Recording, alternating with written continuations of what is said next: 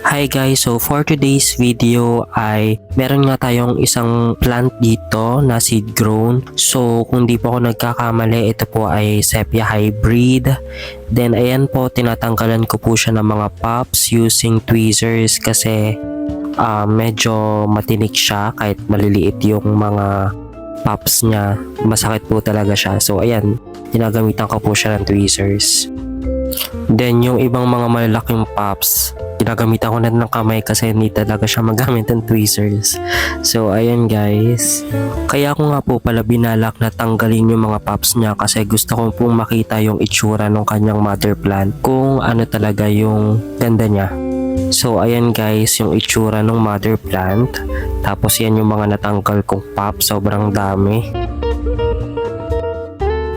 So after po nating tanggalin yung mga pops, nilinis ko po siya using this brush. And then to be honest po, hindi na po ganyan yung itsura ng kanyang mother plant. Lalo na po yung pinaka-center kasi naging monstrous na po siya. Yun po yung kinagandahan niya ngayon. So ipopost ko or ipapakita ko po sa inyo yung talagang latest na itsura po niya. So ayun guys, follow me for more. Bye bye!